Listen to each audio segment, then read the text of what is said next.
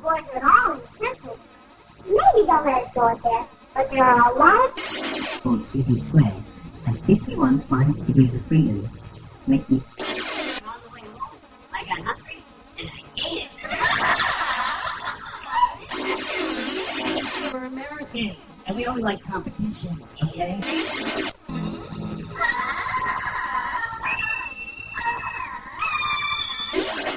I'm eating, and I'm reading a book, and this wave just comes up.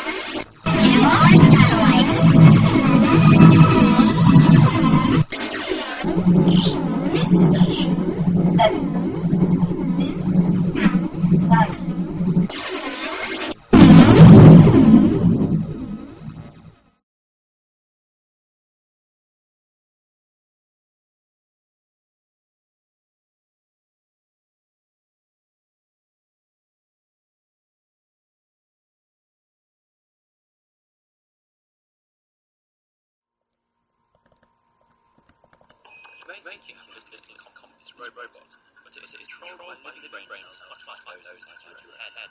Researchers... This moth isn't just swinging around, it's been bred. Grow collections around 3,000 brain cells in the lab. The cells grow collections with each other and start communicating using electrodes implanted into his muscles. Some are hard to respond predictably. Signals from robot ultrasound distance sensor. Here, signals are sent to its left flight muscle to make it lift that wing.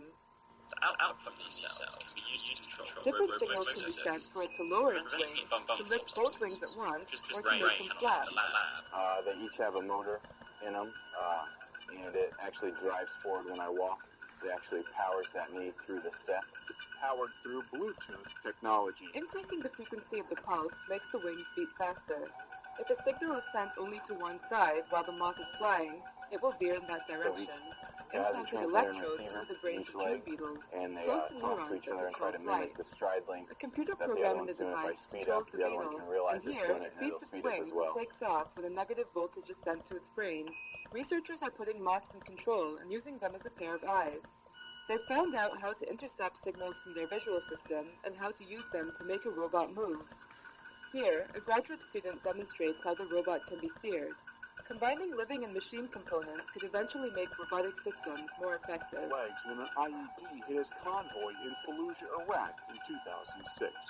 The IED went off directly underneath me and took off basically everything that was hanging over the ledge of the seat, my legs. And then it killed my sergeant in front of me and my good friend next to me. My gunner lost his right leg. I shattered my hip. I have 32 pins in my hip. I broke my pelvis, so I have a 6-inch screw holding that together. I lost both legs above the knee. I broke 4 fingers, broke my jaw, broke my nose, lacerated kidney. So I recovered well, I think, and great care here and done well. Today, I use the Bluetooth prosthetics. It's a lot of hip control. In my other legs, I usually have to use all my thigh to power through things, but since these are moving on their own, then I actually just kind of have to lift and shift my weight a little bit. He says they're a bit heavier than the other 2 microchip prosthetics he's worn, but they require much less effort to operate. If they're not programmed right, they kind of do their own thing sometimes, and they'll kick for no reason. Like you'll just be standing there and be like, and just kick off to the side. To master the stairs just yet. Sometimes when you go near a computer or something, you'll hear the computer start fizzing, so it does do that a lot. And I'll be like, I'm sorry, and I have to turn my legs off. In communicating robot wirelessly, the team plans to use their robot brain power on new pattern behavior in the future. They hope there are enough similarities to teach about unknown aspects of our own brain.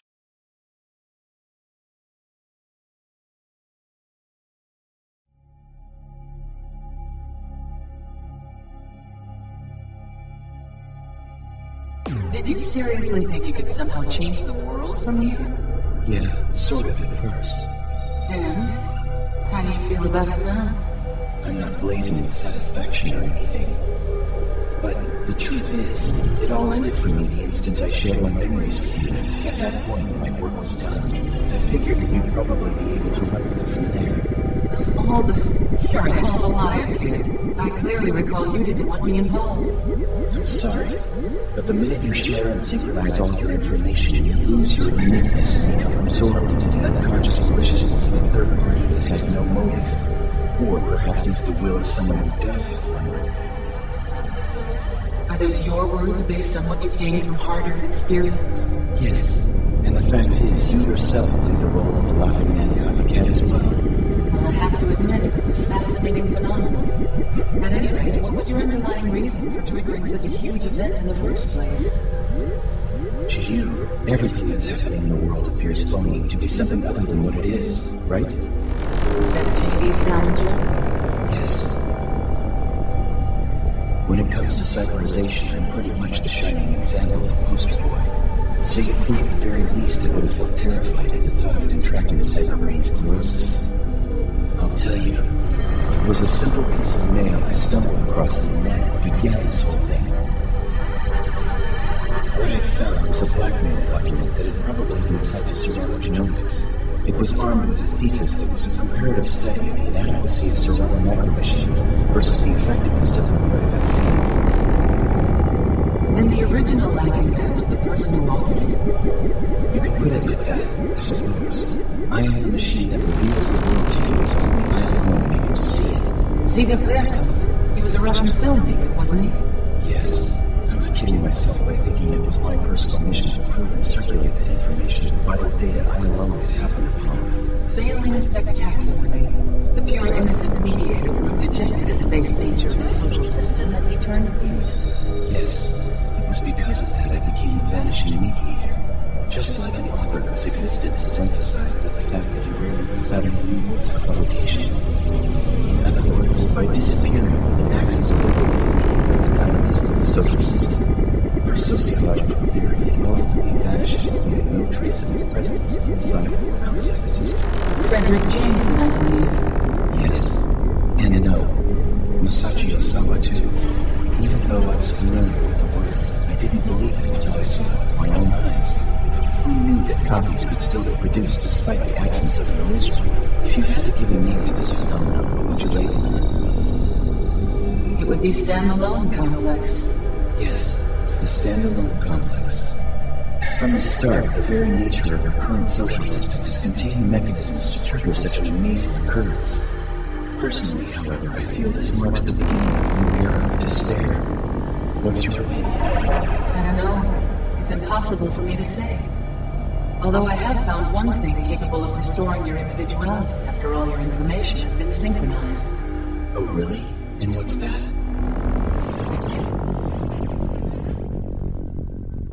Everyday human curiosity. You're right. You know, that's something that never occurred to me. I think my brain has already started to harden.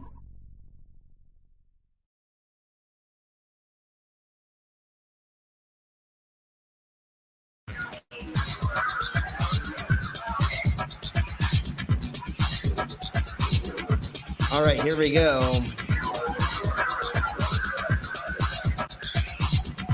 Welcome, y'all.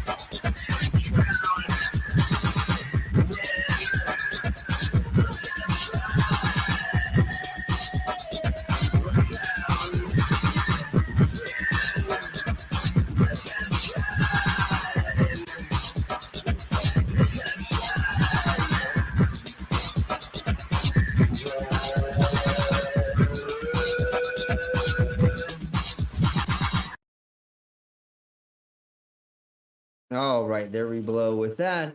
And our that part of the intro. And now we'll get into... Need to go to library. Okay, there we blow.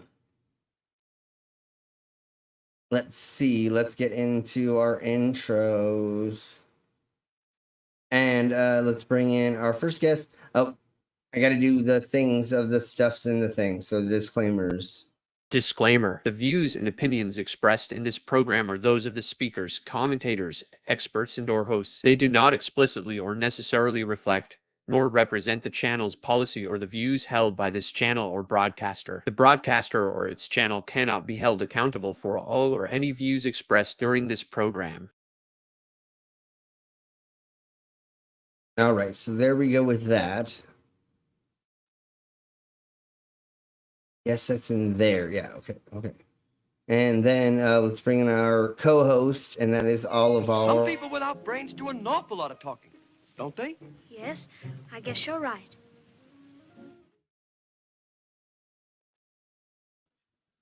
Oh, and there's our brainless. How are you doing? Hello! Did I do the dumb intro? Did I actually do that? No, you didn't do that yet. Okay, well, let's bring in our next guest. And I don't have a thingy for them yet, but it's okay. Let's bring in them. How are you doing, Trucker? I'm doing all right, Slim. How are you doing? Doing wonderful. So now that we brought you all in so far, if anybody wants to join us, just let us know and we'll send you a link. Let's do our dumb intro. It's just like Killer Cop 4, but she's got Hema instead of fry cook balls. I need you, Action Bastard. Action Bastard, I need you. Action Bastard, I need you. Why am I wasting time dancing?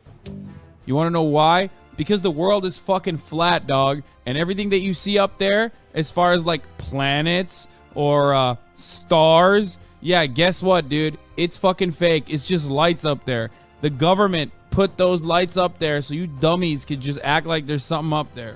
Wait a second. Are you a flat earther? Call a crackhead. You're stupid. Yeah. And Slim, did you know that? You remember that you have another intro, right? For what? For the Cyborg show. The rap. What? The rap. The AI rap. Oh, yeah. Have you uploaded that to here? No, I don't. Oh, no, I've not uploaded Well, it. try to do that and see if it fits. If it doesn't, then we can go over that later. Let's go ahead and say hello to our side chat. We have a Canadian. Hello, Canadian cunt. We have a Sydney's, and unfortunately, she is sick. So everybody give hearts to Sydney. We have a Global Mom. I can rip the hearts out and give them to Sydney. Yeah, everybody in the Cytoma chats, go ahead and give Sydney's the hearts. Like the heart from whatever we're eating for supper, or... Exactly similar, yes. Is there a button? Is there a button to send those? I send all the giblets from the turkey I'm gonna roast up. Yeah, definitely. You can do that as well. So Mama says hello, and she'll be in soon. We have an ox and a Cryptomira again. I believe you've been here before. Name does seem slightly familiar. And then we have a Beck. Again, if anybody wants to join us, just let us know and you can join us. Hello. I sent a couple of links out. So, if there's anybody else in the Cinema chat who wants to say hello to us, please do that. And until then, let's go ahead and get into the meat and potatoes of what we're talking about today, which is religion. So that's what we're going over today.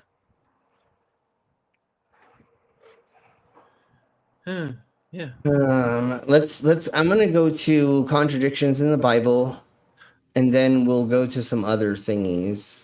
I may end up ranting on this subject, though.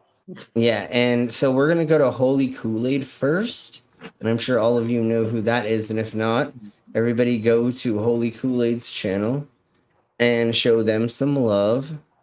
It's holy, cool aid, just like you would expect it to be. And then we'll go over a couple other things and then get into how evangelicals now are believing that Jesus was too liberal for them. So anyways, let's blow on. Then they're not Christians. No, I know. But we'll talk about why they think that and why they still think they're Christian. We'll go over that in a second. But let's listen to this. Christ. Kool-Aid? If you had asked me when I was a fundamentalist evangelical Christian if the Bible contained any contradictions, my answer would have been a firm and resounding no. And when non-Christians would point out apparent contradictions, it was all too easy for me to find ways to reconcile most of them. Exodus 28-11 says that you're not supposed to work on the seventh day of the week or the Sabbath because that day is holy, but Romans 14:5 says it literally makes no difference. Easy. Exodus 20 is clearly a Jewish law applying only to the Jews before Jesus came. Goddamn Jews. No, I'm just kidding. I'm just kidding. Is written to the Gentiles after Jesus' resurrection. Throughout the Bible, God gives different commands to different people, and many of them throughout are different time not periods, universal or eternal. Contradiction reconciled. Crisis I didn't know that contradiction. Say that one more time. I didn't know that contradiction. That one's gonna get slapped into my dad's face. Which one are you talking about, Brainless? That there's also a part in the Bible that says that working on the seventh day is not a problem. Oh, okay. And was there not like a church mandate to change? They changed it to Sunday because to fit with the narrative that Christ rose on the Easter Sunday. That's what I've heard mentioned. I don't know if that's like for all churches or if that was just one church that picked that and it's become culturally adopted, or because I think that's why. Go ahead. Go ahead. No, you go ahead. Well, I was just gonna say where I live, there's not right where I live. There's none in large numbers in my neighborhood, but like in Toronto, the biggest city where I like the part of Ontario I live, there are pockets of Jewish pockets where like whole places will shut down at sundown on a Friday and you can't shop there again until a Sunday, and they start their work weeks on a Sunday, and that's pretty widely held, and some big businesses that are Jewish owned follow that. Saturday is the Sabbath, like as the Old Testament tradition. Yeah, exactly. And I remember looking into that, and someone said, well, it was just that Christians or some early Christians decided that the new Sabbath for Christians would become the Sunday because of the Easter tradition. Easter Sunday, yes. Which seems odd, but it's interesting that our whole world, because that's the other thing is there's a huge Christian population that are pretty strongly observant, I guess, if you will, in the area I live in now and where I work, that will not be open on a Sunday despite the fact there's no longer any laws against it, which there were until relatively recently. Yeah, so I believe that is exactly what happened. It used to be the Sabbath was Saturday, and that's why it's a Satur and Sabbath day. They have the correlations in language. And the Jeebus is the Christians decided they want to do Sunday exactly what you said, Al Trucker, and that's why it has been changed. Okay. And it's really weird that they did that for no reason, but okay, cool. Glad to hear, Beck. If you want to put a thingy-mabobber in the side chat, go for it. Anyways, so let's get to more contradictions in the Bible. 1:4. A generation goes and a generation comes, but the earth remains forever. Will it? Because 2 Peter 3:10 says that the earth will be burned up. Well, in this case, the genre of the book is important. Ecclesiastes is a poetic book of wisdom and pithy sayings, packed with analogies and metaphors. This is a poetic way of contrasting the earth with a human lifespan. You're not meant to take every figure of speech literally. I mean, he anthropomorphizes the sun, for God's sake. Yeah, the Bible's not supposed to be literal, but whatever. I'm no that may be longer what it religious, is. and I have Depends on who zero you ask. obligation to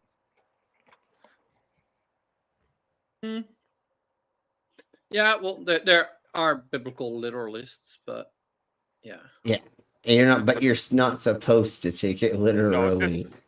this conversation we're having today, and like some of like biblical literalists, and like if you actually take everything literally, you have to tie yourself up in a pretzel because there are actual contradictions. These ones are great examples, but like there's so many of them.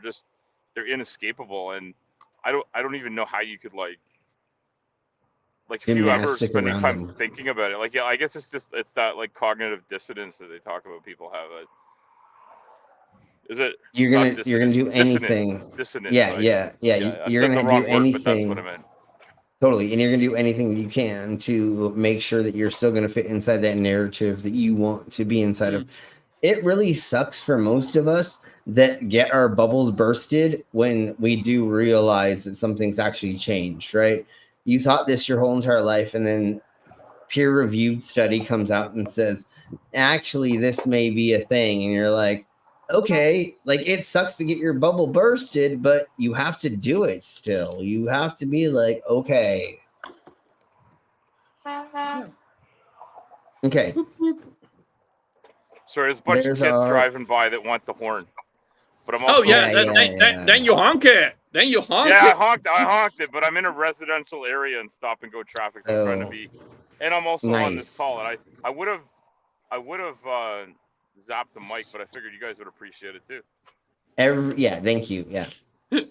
We love to hear every once in a while. How are you doing, Rex? Hey, Rex. I'm doing pretty good. Awesome. I hope you're. Go ahead. Oh, I mean, can you hear me? Yeah, we can totally hear you. Definitely. No, we can. I hope you're ready for the idiocracy. We're going to go over contradictions first, and then we have a handful of other things to go over after this. So it's going to be a lot of fun. So here we blow on. Defend the Bible, but I find many of these kinds of contradictions rather weak. And when often biblically illiterate non-believers use examples like this to prove that the Bible is contradictory, it comes off as either ignorant or a little bit desperate. And even as an atheist, my gut reaction is to swat these contradictions down, since you don't study the Bible incessantly for 20 years without learning how to defend it. Other contradictions, though, are a little harder to reconcile. 2 Chronicles 36:9 says that the Old Testament Jewish king Jehoiakim was 8 years old when he began to reign, while 2 Kings 24:8 says that Jehoiakim was 18 years old when he began to reign. Here's another thing. The translation. But it's a contradiction because it can't be both. Oh, and that's according. And the thing that gets me, even though it does say this in the Bible, is God's word is almighty, and it's never blah blah blah yakety schmackety, right? But then it's the word of God, but sometimes they make mistakes. Well, but then it says man is infallible, so if man's hands touch it, it can be corrupted. So now you're giving God is giving man the option to translate it, which could be translated wrong. Why would you do that if you were an all-knowing and all-giving and blah, blah, blah, yakety schmackety deity? You know how many versions of Christianity there are? There's like 100. If it was the word of a God and it was meant for everybody to read, then everybody could read it. Then the book would be written in one script and everybody would be able to read it and would see it as their own language. And why did if God wanted his stuff so known and they were going to be the whatever, why did they make the Tower of Babel, and why did it fall down, and then why did everybody and their mom learn a new language when you could have literally made one language throughout time and made everybody understand the words that you inscribed into something, somewhere, shape, or form, right? You know what I'm saying? Like you could have had every continent could have had the same scribbles written down in rock or something, right? At one point in time, and everybody should have been able to understand it, and that would have been the only translation of it because we wouldn't have needed others. Obviously, there's a reason why language has progressed over time, and there's a progression of language through new verbiage and new slang, and that's mainly why language transforms through different places is through that. But anyways, how are you doing, Hubs? Bruh. So how is Florida doing? I don't I know. I'm not in remembered. Florida. God damn it, son of a bitch. Where are you from? God damn it again. SC. Okay. I'm getting closer. There's also non-Americans here. At least I don't tell you that what's up in California anymore. I realize you're from the East Coast now. I'm proud of you. We're learning. We're getting there. Steps. Baby steps. So what? Closer. So what are we discussing today? We're doing contradictions in the Bibles for right now, and then we're going to go into some more theocracy and the idiocracy of the theocracy. Oh, you mean about how the Christian religion pretty much stole every one of their stories, ideals from numerous other religions? Hey, don't give away. You just gave away the whole thing. That pagans are the ones that actually developed all of this, and that somehow Judaism came from that, and then Christians needed a savior to save them from I don't even know what exactly, and then that's where they came up with that, and then they made up Christianity from that, which is all dating back to where most ancient religions needed a martyr to cause a revolution for them to go to the next step of their existence or something like that. Right? No, but I mean, even Rick and Morty covered it. Yahweh is actually from the Mesopotamian Yah and the Sumerian way. Wow. Yahweh, man, like this yesterday, I saw this Wah dude, and then like we went on our way, and like it's Yahweh, brah. Yeah. She went on your way? We went on my way, brah, and like after we smoked all that marijuana that Yah had on his way, man. Anyways, totally.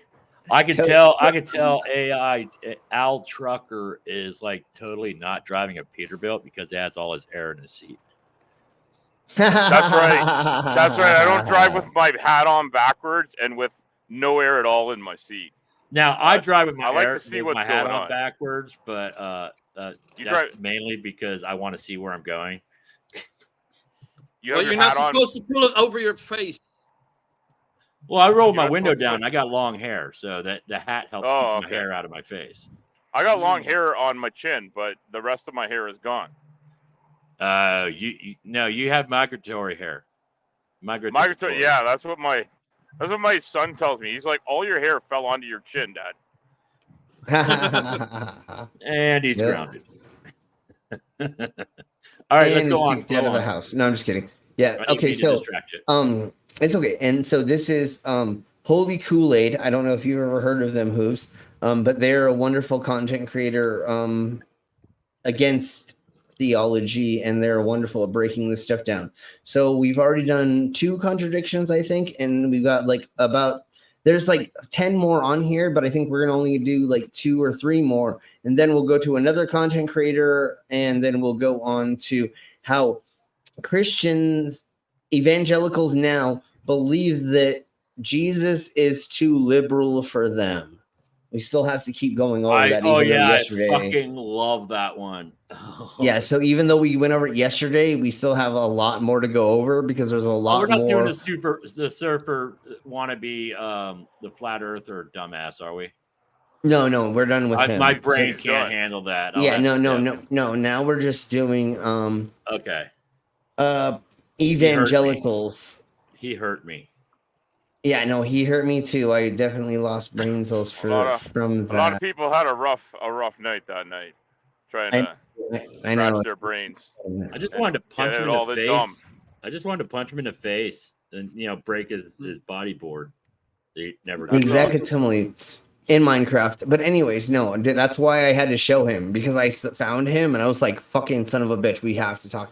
Anyways, let's keep blowing on with this. To the King James version for all you King James purists out there. Fuck, if you're reading the fuck King James version of the Bible. That's the most manicured version of the Bible. But let's blow on. NIV, the humans who wrote it ignored our oldest Hebrew manuscripts and edited out this discrepancy. Demon. And yes, if you look at the context, it's clearly talking about the same King Jehoiakim who became king when his father King Jehoiakim was ousted by Nebuchadnezzar, the king of Babylon. So how do Christians try to explain away this discrepancy? We don't have a lot of details about Jehoiakim. We have tons of details about a king named David. With David, he was anointed king in private when he was a teenager. Many years later, he was anointed king publicly, but only over a couple tribes. And then he was anointed king over all of Israel when he was still older. So the same may be the case with Jehoiakim, that Kings might be writing about the public inauguration of his kingship, and Chronicles, when it's a younger age, can be writing about a private ceremony. No, this isn't that easy. That's not how that works. That's Literally. not how any of that works. Yeah, let's just you have this real gift for finding people who have zero understanding of the words that are written for them. I am great at finding word saladists. Yes. For sure. And Like, that's I got a question for you, Slim. Sure, of course. I got a big question because I think of it as every time you finish one of these. I'm like, how the hell do you have time to wipe your own ass with the amount of time you must spend finding all these fucking yahoos? I'm guessing he's sitting on the shitter when he's doing it. Half the half the time But I am. You'd still have to get your thumbs off of the device to wipe your ass. To actually wipe. He has one of those constantly with one of scrolling. these heads. Or you're scrolling with your nose and you got like the thing on a music stand or something. He's got a bidet.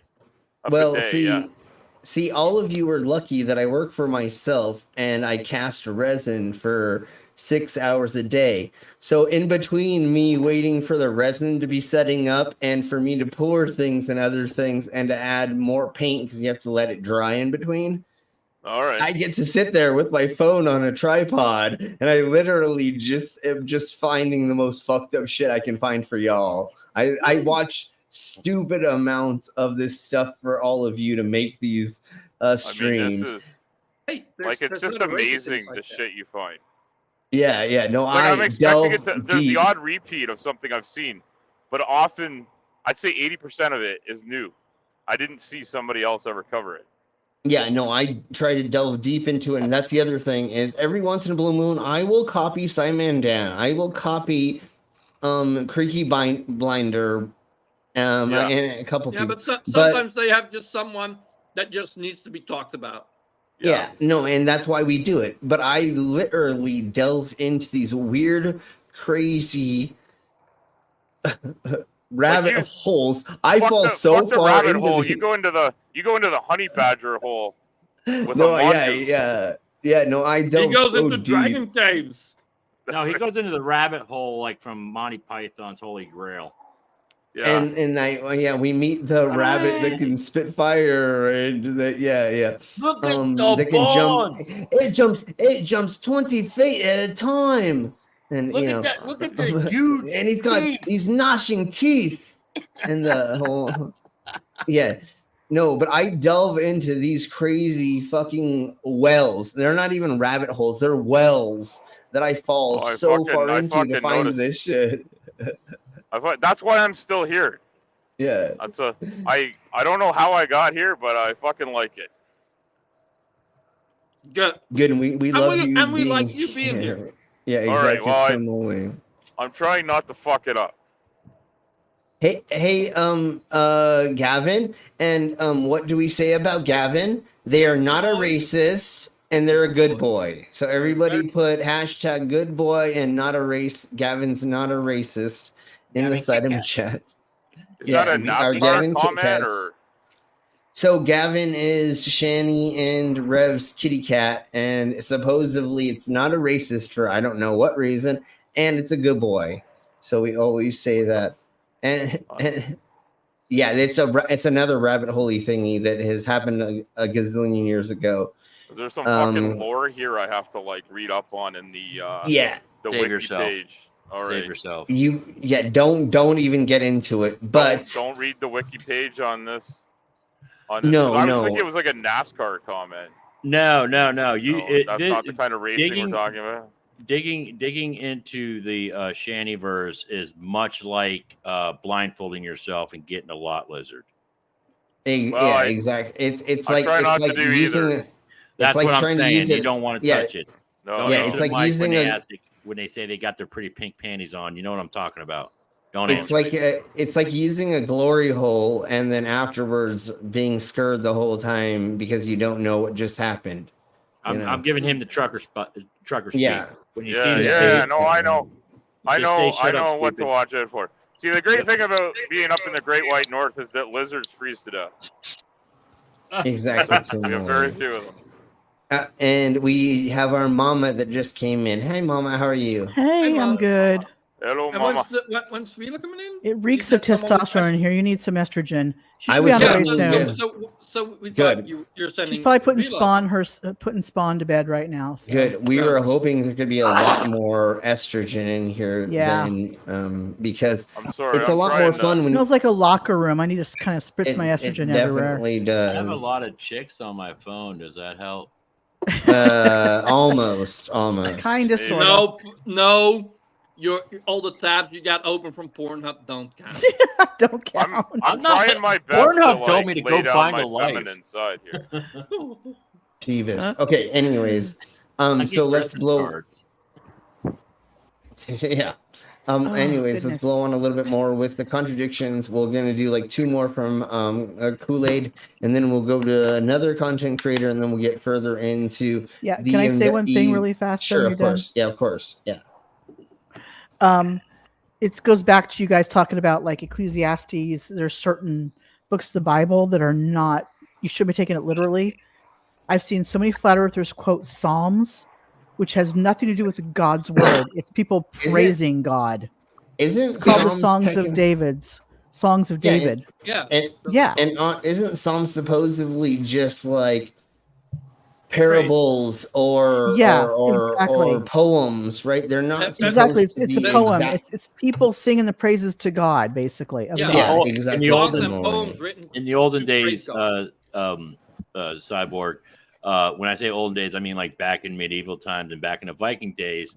They would say, when I die, please sing songs of me. It's praise my memory. Mm-hmm. That's all Psalms is. Yeah.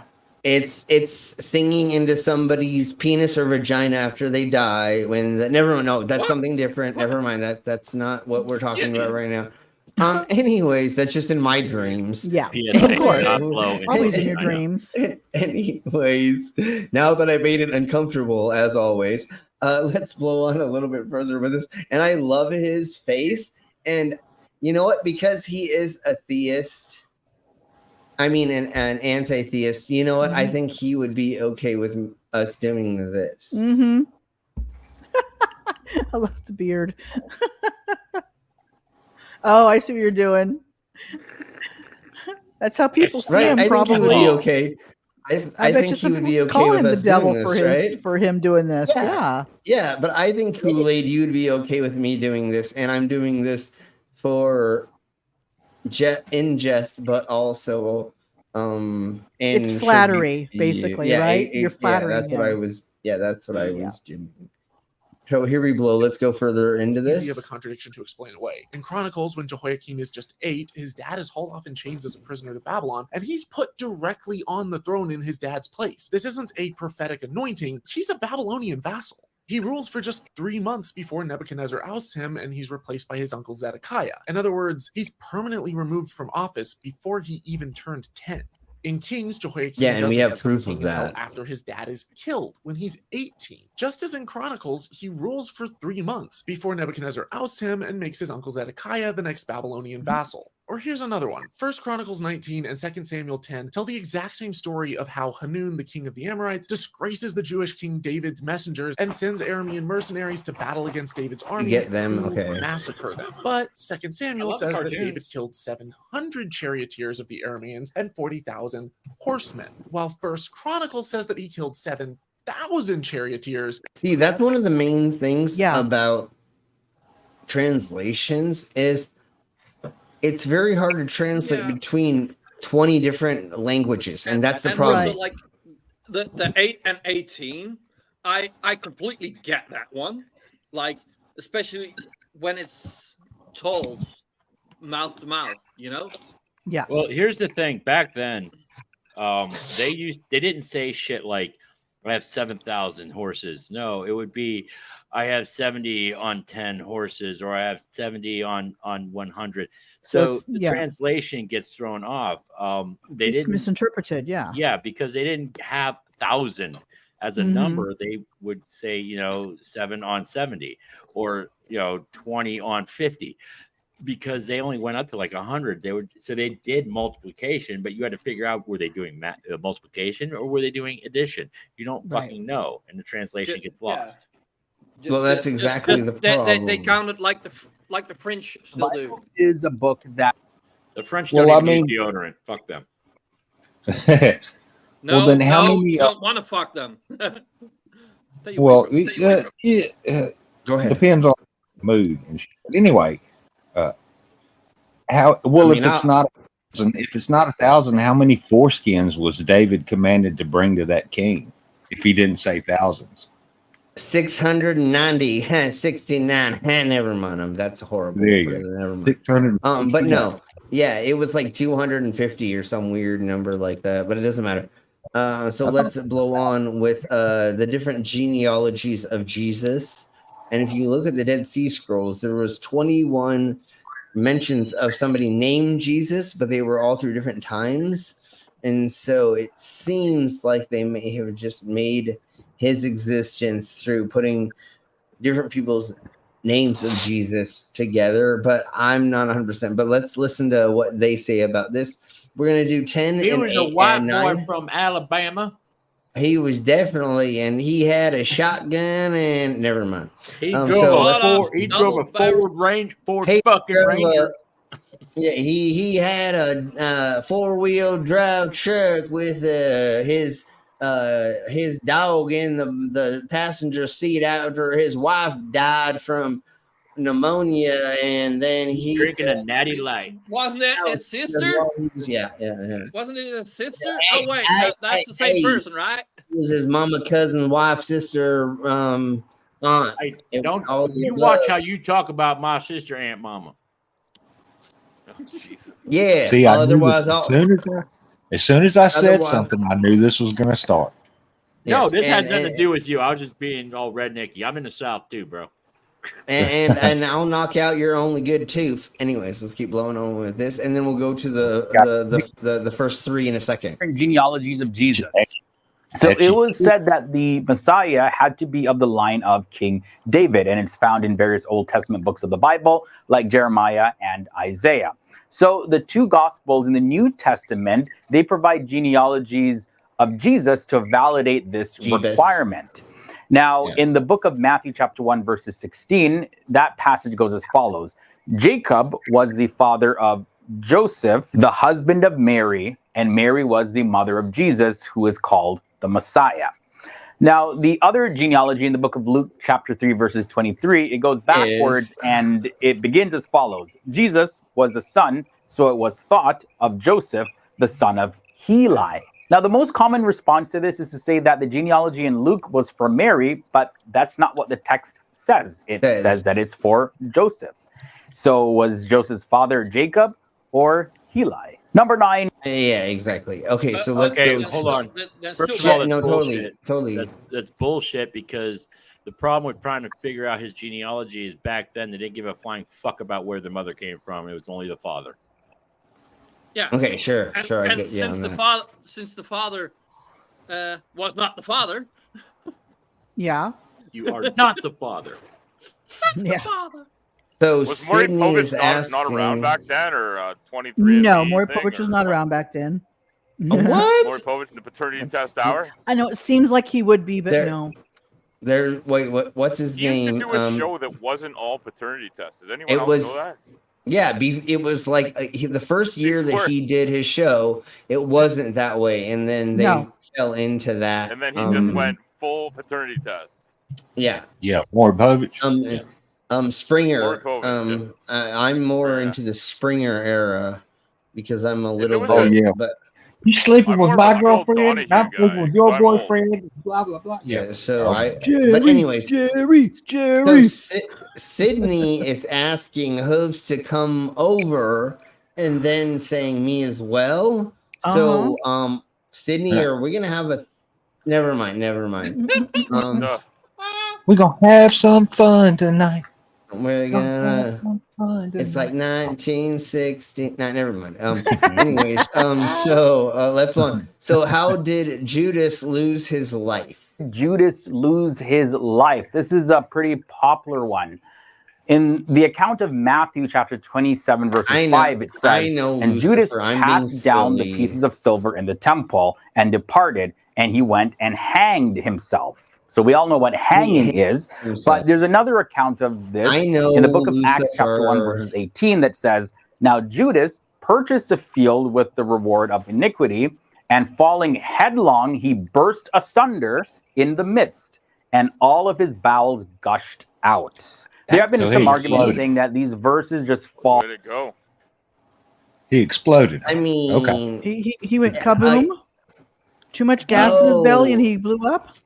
He ate too many Alka-Seltzers. For quite a while. Yeah, no, that's the thing is. Oh, you know what it was? He did that Pop Rocks. He did that Pop Rocks and Coke thing. He was in the field and realized he was gluten intolerant, and he went kaboom. Oh, that was the first gluten That would do it. intolerance that If ever. they have Mentos and Diet Coke back then, I think that would be even worse, right? I do need to make a correction in that because the gluten tolerance is the exception. Oh, of course. No. Obviously, they probably were. But, obviously, there are cases where people have gotten their insides that blew up later. That is definitely you know happened. what they forgot to mention? He had a face hugger incident, and he was the hello, first victim my darling. of Alien. It was Can the you guys first hear me okay? Alien. Yeah, we can hear you. No. Yeah. Okay, cool. Yeah, you're fine. It was No, the I first just time. I just turned on a mod, so. A chest burster was born. Yeah, it was the first chest burster. That's what happened. Have any of y'all all on? Has anybody here seen the movie? Has anybody here seen the movie Dracula 2000? Yeah. Yeah. Been a while. It turns out, spoiler alert, it turns out Judas is Dracula. Dracula. In the Okay. Holy shit, really? Yeah. Not what I got from Bram Stoker's Dracula. Not. No, this was Dracula No, it's 2000. 200. Yeah, 2000. Dracula 2000. This is the one that had Jerry last one Ryan I in it as watched one of was- the three women. It's a new versions of it. Oh, I haven't watched a Dracula movie since Bram Stoker. Well, There you're was- definitely There was women's in that one too. I remember that. That's probably the only part I remember. There's women. I usually remember women. the female, the women in the Dracula movies. I remember being really taken aback by the lack of albedo in that movie. It was more libido than albedo. I have other vampire movies that I think are way better with a lot of more lingerie in it, but we'll talk about that in a minute. Ivila, how are you? Vampire Slayer, the original movie, that was Yay, more estrogen. Yay, Francis Ivila. of Dracula with Anthony Hopkins and Keanu Reeves. I like that a lot. I mean, I would totally fuck Keanu Reeves as a vampire. And anyways, how are you doing, Avila? Okay. Fair enough. Hey, that's cool. Avila, how are you doing? I'm good. I'm good, thanks. And how are Awesome. you? We are drunk. I mean, amazing. Anyways, we're going over contradictions in the Bibles. I know some of those. Yeah. Oh, this is the best. Yes. Hey, Crook Report. Welcome. You're very welcome for the memberships. Let's go ahead and blow on a little bit further with contradictions in the Bible, and then we'll get into other things. Different semantics and language uses. It's possible to be hung and also be split open. It just really depends on what part of the hanging you're referring to. But either way, regardless of what argument is used, it still hasn't been in. He said hung and split. Yeah, there's no euphemistic And he said it very well, too. language there. Very well hung. Well hung. Yeah. Yeah, and if he's well hung, I'm sure he's going to split a lot of things. But let's keep going on. Yeah, you should know, right? Never mind. Yes.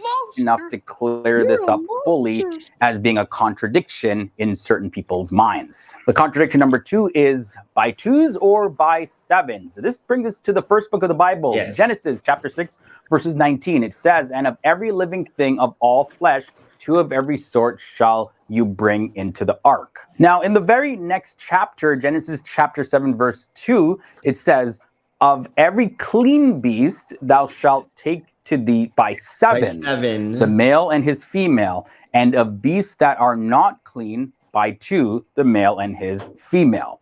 So it does further explain that animals that are clean would go into the ark by 7s, and the unclean ones would go into the ark by 2s. But the argument made about this contradiction really is, why in Genesis 6 would it say that every living thing of all flesh, rather than just simply saying that there would be some animals going in by 2? Why use the term all? Now we end off with...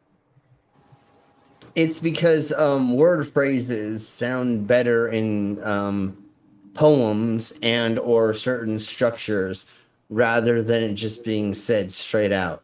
So this phrase is going to say it this way, and the next one is going to say it in a way, and it's cute ways to say these things. That's what it is. They're all poems.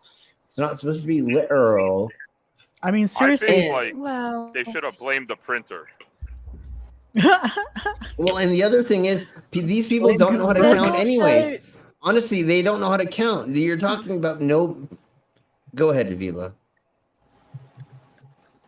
I was going to say, like, depending on when the translation was, the differentiations between what constitutes a clean animal and an unclean animal has changed. So, yeah, like, I mean, saying clean and unclean would change seriously between sect, religion, practice, cultural location, all these other sorts of things. And then, yeah, it would make sense where they just got rid of that and just said they went in 2 by 2. Yeah, exactly. And they think made about it into a how big the song. ark is by 7s. You can't. I mean, by 2s they wouldn't all fit. But it makes a better orgy. That's true. I mean, I like the odd man out or the odd woman out. That's nice. Well, but anyways, that's to give people a break. It's like having that extra pilot on the airplane. Exactly, Timely. It's like when you play soccer, right? You get a minute and a half on, and you get 30 minutes off, and you come back in, and you get the extra player. You get the extra time off, so you can recover after ejaculating all. And I mean, never mind. We'll keep. Let's keep going on. That's a different kind of soccer. Number 1. That's a different kind of ball game, right? Children of Michal. Therefore, Michal, the daughter of Saul, had no children unto the day of her death. And that's found in the book of 2 Samuel, chapter 6, verses 23.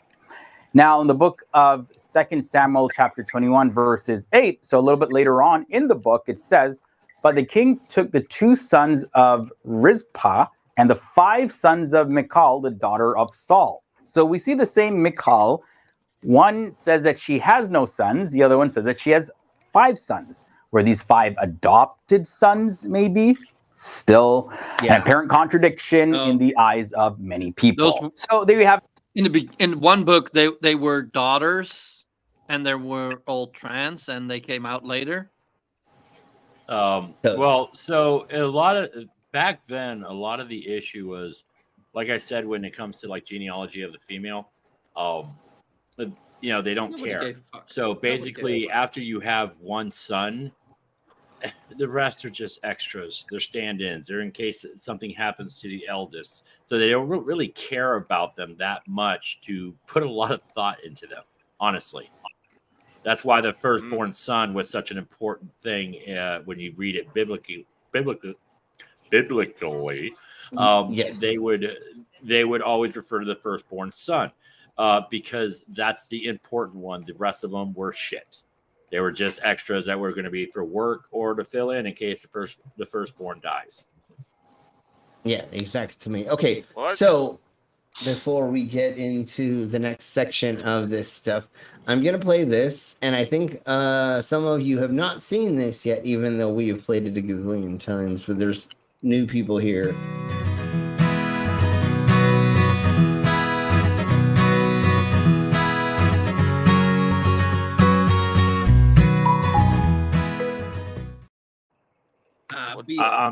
I got nothing on that. Instead of Jesus Christ, we call it beets and rice, and that has been a thing with the mangoes. And yeah, it's that's the slim and mango thingy. I don't know if I've seen that one. No, I'm not no, always able to watch anything. I just glanced at it because you said it might be new. I was like, what the fuck is that? Well, it's new. I just to don't you, know why right? we can't just say Jesus Christ. Yeah, we totally can. It's just funny that it has turned the thing into is, like, beets and sometimes rice. I just listen while I'm driving. Yeah, totally. Beets and rice. Yeah. But So, you've got but that is you've got that Cockney rhyming slang thing going on there, right? With Jeebus and yeah, I know. That's what we do. Can we yeah, say pizza slice? I like pizza a lot more than I do pizza. And figure it out. And we can totally make it a pizza reference at some point for sure. I'm sure. But that's what we've done with all of this stuff, and it's just an old reference that we've had throughout these streaming. Is that, and before we get into how is this still a thing, which is evangelicals, let's just play this for the fuck of it. Pickles.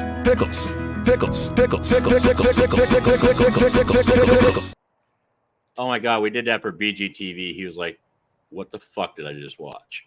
That's great. That's amazing. Oh, that's great. That one is quite silly. Yeah, because when we go over all the cooking stuff. And, anyways, at the bottom of all the videos and the brands, there's a palette cleanser for after this, but because it did upload. Okay, all right. So let's play this right quick, and then we'll go from there. How is this still a thing? This week, Ayn Rand. How is she still a thing? 3 decades after her death, the writer Ayn Rand is still the subject of serious debate, and not just over how to pronounce her name. Ayn Rand or Ayn Rand or however the moderns pronounce it. Ayn Rand, not Ayn Rand. Ayn Rand. I'm told it's Ayn Rand.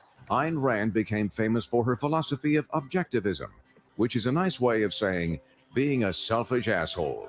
Why is it good to want others to be happy? You can make others happy when and if those others mean something to you selfishly. Rand illustrated her beliefs in novels like Atlas Shrugged and The Fountainhead, stories of rapey heroes complaining about how no one appreciates their true genius. My work done my way. I read Atlas Nothing Shrugged, else biggest matters piece to of me. garbage I And ever if that read. reminds you of anyone, it's probably someone like this. Until I'm done with my Lamborghini entrance, no one's allowed it. Make sure they know that, because if they start letting it out, they start kissing. What about my 16. entrance? Oh my god. Ayn Rand has always been popular with teenagers, but she's something you're supposed to grow up. Okay, if anything happens, blame it on Commander 401 because they're the one who asked me to play this. Out of, like ska music or hand jobs. Curiously, though, Rand's popularity persists among a certain type Thanks of for coming, adult. folks. Mark Cuban, how many times? Yeah, exactly.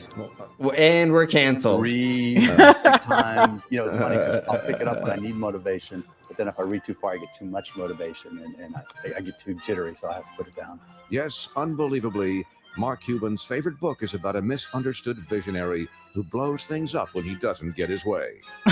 Cuban even named his 287-foot yacht Fountainhead, because sometimes having a 287-foot yacht just isn't enough to warn people you're a douchebag. Exactly. And Fair Rand's statement. influence extends even further. Ayn Rand, more than anyone else, did a fantastic job of explaining the morality of capitalism. I am a big fan of Ayn Rand. I've read all Oh of her my novels. Jesus. Now Let me encourage any of you who have not read Atlas Shrugged to go tomorrow, Don't. buy Atlas Shrugged and read it. Oh my god, they're like, go read this. Wait, I know who their biggest fan is. It's got to be Trump. Trump got to be a fan. Sure. It is a Trumpian Thank you for thing. assuming that Trump knows how to read, but all right. He can't read, but it would be a Trumpian that would. And You got the audiobook. Even people that have Trump doesn't need N. Ryan. Trump is Trump, okay? He is the best at doing the best the at best nothing with all the for big anything, words. and I'm the best of the biggest of the nothings for the best mom of the read it to him things. as bedtime story. That's why he turned out However, like this. Ayn Rand is an unlikely hero for conservatives because she was also pro-choice. A man who claims to defend rights and objects to the right to have abortion, that's not defender of rights. And anti-God. I am against God for the reason that I don't want to destroy reason. No, not that one. The real God. What do I think of President Reagan? The best answer to give would be, but I don't think of him. And the more I see, the less I think. And in case that's making you start to fall for her, take a listen to her views on Native Americans. I do not think that they have any right to live in a country merely because they were born here. Oh my Jeebus Christ. Why would Okay, once again, we definitely have to do this. Okay, Give so us why a second. Then why Go does he ahead. have the right to live there? Yeah, and once again, we have to do this. Disclaimer. The views and opinions expressed in this program are those of the speakers, commentators, experts, and/or hosts. They do not explicitly or necessarily reflect nor represent the channel's policy or the views held by this channel or broadcaster. The broadcaster or its channel cannot be held accountable for all or any views expressed during this program. She said such horrible shit. I had to fucking put that up. Go ahead, Hooves. She can go fuck herself all the way out. First All of all, the way. I hate the fucking term that they live like savages. Yeah. First of all, most of the Native Americans, aside from a few tribes out in the West, were nomads. They did not stay in the same place. Most of the time they went with the seasons. Like they would go to a warmer climate or less wintry the winter just to keep themselves alive. So that's why they lived in teepees and in huts, because they were easy to break down and move. You fucking Neolithical knuckle dragger. And not just that, they lived amazing lives throughout the country in different times of the year, in different places where they could go. And they also just followed certain herds of animals. So how if you want to eat reindeer all year round, because reindeer's a really sweet meat from what I've heard. I think I've eaten a little bit of it, but and there's bison and a handful of other things. Nice. If you want to eat those meats year round, what do? You fucking follow them as they fucking travel around. You don't just stay in one place waiting for them to hopefully come back. The thing is it's not living like savages.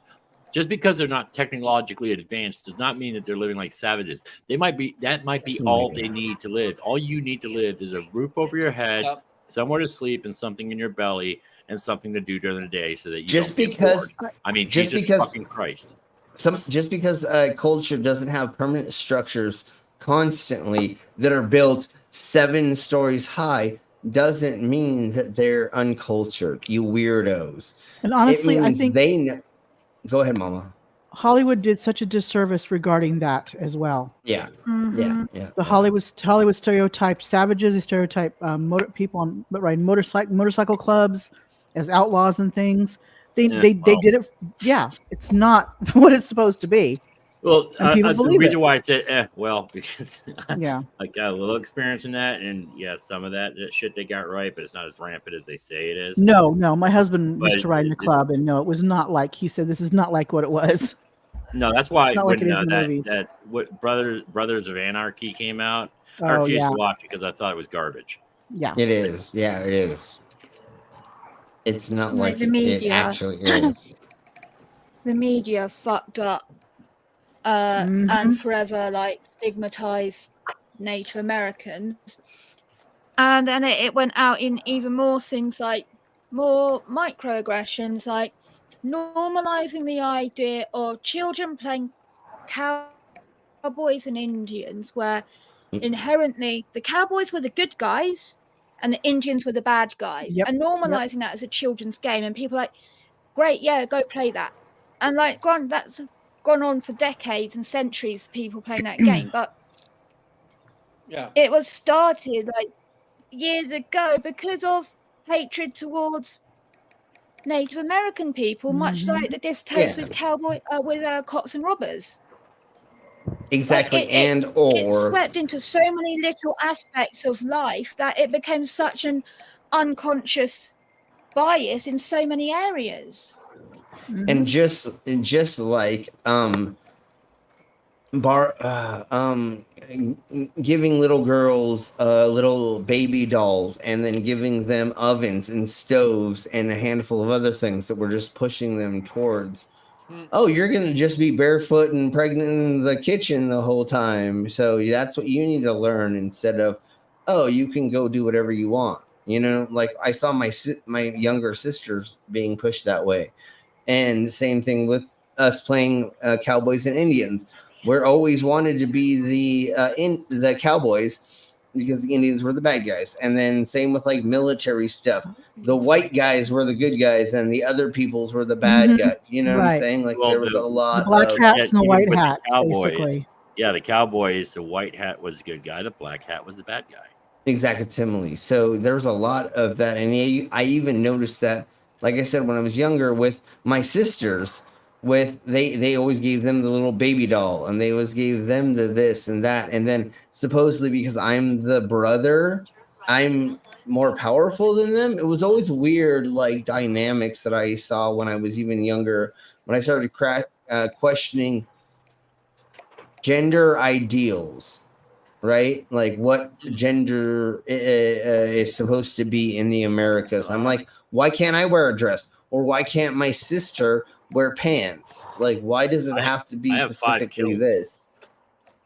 Yeah, exactly. And I wear lots of dresses and I wear lots of open things, especially during certain times of the year. It's way more wonderful to have an open bottom thing, especially when you have testicles. Okay, right? slightly off topic, but still kind of on topic. Sure. Why the fuck did we go away from kilts? And why aren't women the ones wearing pants? Seriously, I don't know. We have I a honestly dangly don't between know. our legs, and pants Okay, don't okay. make it comfortable.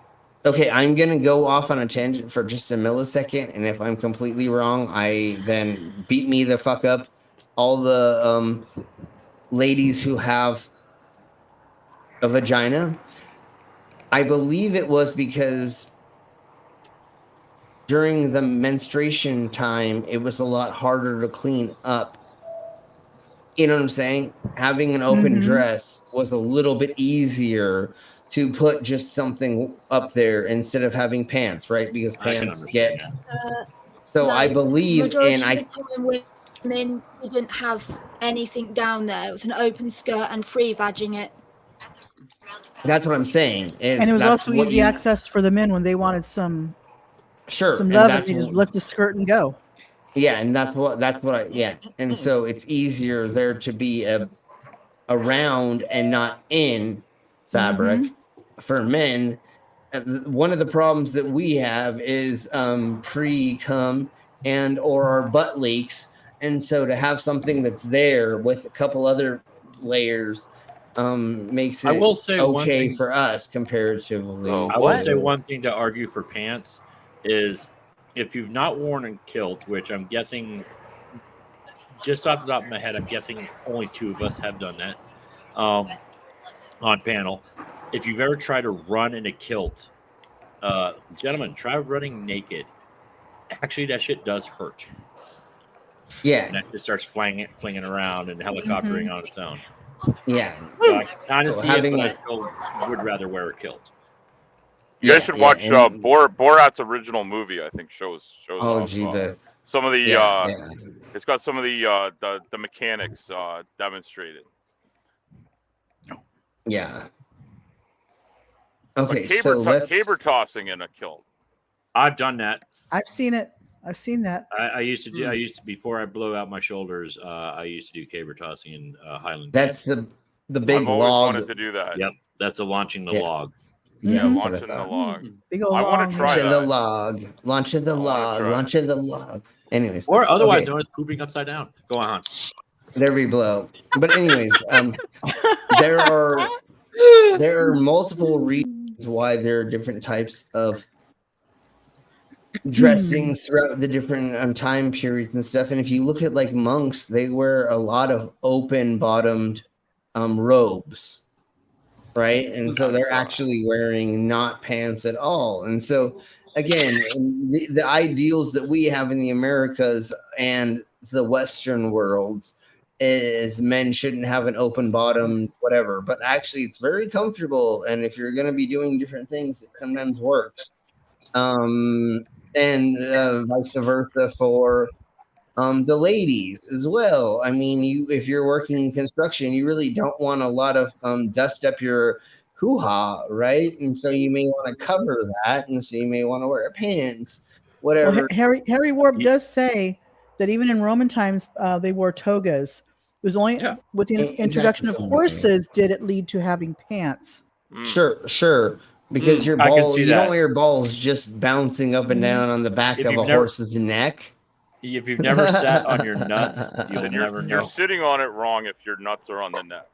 Ah, damn it! I was doing it wrong. But you're right. If you've never sat on your nuts, then I have sat on my nuts. That is also a bad idea.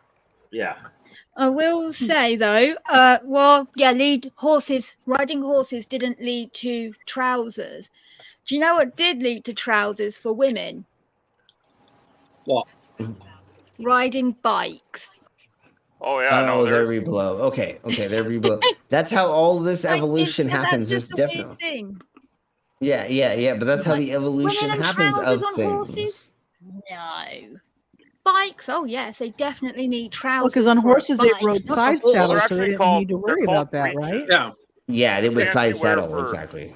The pants are the trews that you wear on a horse is called breeches. Mm-hmm. Breeches were also a term for pants back in the medieval days as well. Yeah. Why do I have the feeling that Slim has a pair of ashless chaps? I'm just putting that out there. Hold I on. want to see a pair of assless chaps. Where's a pair of chaps with ass? Fuck the phrase assless chaps, because if they had an ass, they would be pants. That's right. Yeah, that's why they're chaps chaps. at all. Yeah. No need to say assless. Because Exactly. I used to be a biker. Yes, I had chaps. Were they assless? Duh, they weren't pants. Yeah, because they are. Yeah, exactly. All right, so let's blow on with this. Fucking chicken holler. Is religion the ultimate truth? Nope. Or have we all been deceived by the greatest lie in human history? It's the biggest catfish in the world. I'm going to delve into this subject from both scientific and Yes, historical perspectives, Coming right up. unraveling the age-old tales and legends that form the basis of the belief system we now know as religion. Before we delve into it, let's establish that my intention is not to provoke or offend any particular belief system. This video is for the open-minded and inquisitive thinkers who are ready to uncover the eye-opening truth behind the origins and evolution of religious thought.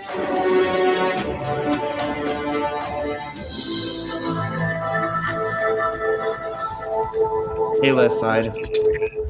Yo, east side. West side. Religions have played a crucial role in human societies for thousands of years. Today, about 6.7 billion people, or 84% of the global population, follow some form of religious faith. But it wasn't always like this. Humans have been around for about 2.8 million years, while the earliest known religion, which emerged during the Sumerian time, is believed to be only 6,500 years old.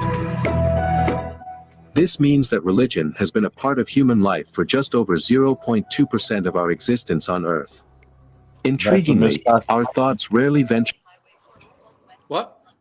That is a miscalculation. The only written, Like at least 4,000 years from what's been unearthed. That's just what has been I written thought it was at least 10 to 12. Yeah, what has been written down is from the Sumerians on. What we did before that, what we worshipped before that, nobody knows because it was oral tradition. But there's been deities they have found that were dated well past 6,500 years. Sure. And different idols. That's what I was looking for. Go on. Let's just say 6,900 years ago, just because I like. Yeah, there we go. And actually, it's more like 77, but okay. What about 60? Either one works. It's going to be more fun if we go with 6,900. But anyways, Well, we all know. What, you don't want to get 8 more? Slim, that's just giggity 100. Giggity 1,000. Giggity 1,000 years ago, we made in the up. year of our Lord Giggity. Exactly, they're very below. 19 giggity. Long time ago, in a town called Kickapoo. Yeah, and we're slowly finding more and more, just like Lucifer is saying, we're finding more and more. They didn't say this exactly, but we're finding more and more like cave drawings and or like things we're digging up that are showing us that there's more history than we've come to understand, and we will slowly find out. It's going to go a little bit further back until. It's actually been theorized that Cro-Magnons actually did worship deities. So prior to Homo sapien, the Cro-Magnons were also worshiping. So they didn't have written language, as it were, but they did worship deities. Exactly. Well, I mean, Can I ask a related question? Just it's related twice. Yes, it's about please. dating, and what is the age of this piece we're looking at? Do we know what date on when it came out? He's Canadian. Oh my god. The video that we're watching or the study that they're talking about. Yeah, like I don't mean the dates they're referring to in the video. I mean the video itself. Like, what is the age of the video? 3 months. 3 months old. Okay, so this is recent. So they should be making reference to things beyond just what is considered to be written text. Yeah, but they just found one study and made a video about it. Well, let's listen to what else they talk about. What time it came I mean, out. we could give them 5 more seconds to see if they've got something else before we jump. There's 17 minutes in this, so let's just watch a little bit further, and then we'll go and talk about the discrepancies that we can see in the video. Towards the lives of those who inhabited the vast 99.8% of human history, a time when the very notion of religion remained undiscovered. To better understand this, we can look back to the Pliocene era, 2.8 million years ago, when Homo habilis, the earliest human ancestor, emerged. Despite being the earliest known human species, Homo habilis existed long before religious beliefs and practices became a part of human life. They had relatively basic cognitive abilities that were crucial for their survival, such as problem solving and tool making. However, back at that time, there was no fully developed spoken language, which made communication between individuals difficult. That's only theorized. How about like nothing holding that to fact. But hold on. But hold on. That's what we're talking about. They didn't have written language yet, so we don't know. Spoken. He just said spoken. He said spoken. No, I hear you, brother. But that's how we don't know that exactly, right? Because we don't have any recorded. Exactly. That's what we're all saying. But I would be surprised if they were hunting and not using sign language or some other series of communication. We don't know if they were using fart tunes. They could have been farting the whole time. I mean, I'm willing to admit they probably didn't have an Underwood typewriter. I'm okay with that. Here's the thing. The reason why I call bullshit on his hypothesis is because it is actually found that they lived in communities. You can't have a species that apparently can't speak or communicate well with each other, and it was difficult having communities, because you still have to be able to communicate with each other. And because they had vocal cords, they more than likely had a spoken language. It would be, like, hey, what's up, brother? I mean, it might be a series of grunts and clicks. It was totally that. That's what we're doing now is a series of grunts and clicks. It's just ones we've recognized. to some degree or the other. And that's exactly why I stopped this to say that with y'all saying everything that y'all said is we don't have a complete understanding of the beginning of spoken language and or spoken dialect, spoken language or anything like that. But once we do have them drawing stuff into things that we have that have lasted over enough time, that's when we know that something is happening. Unfortunately, we don't know how long language has been around, and we don't even know if all the Homo species or hominid species could even talk to each other. You know what I'm saying? Just Go the ahead. thing that popped into my head. Bees don't have a spoken language, but they can tell each other where the good They can flowers shake. are. They can shake their They can ass shake- to tell shake- you. Shake it up. They have a spoken Hey, twerk. humans dance. How long have we done that for? Since the first beginning form. of time. You know what I'm saying? Yeah, That's the the way first that form of- that's the way that yeah. Go ahead. No, I was going to say the first form of communication was twerking. We've just now discovered it. Executively. That's the What? first language. Okay, But so I I'm. work with a Canadian accent though, so That's I why don't know you what go. that's all Oh, I'm about." sorry. If you accidentally bump into them, you go. Oh, sorry, eh? That's right, eh? Anyways, yeah. Anyways, I'm gonna blow a little bit further into this. I gotta use the loo, and so I'm gonna be right back. I'm gonna play a little bit more of this, and we'll get further into this, and then we'll see where we go from there. Remember to wash your hands.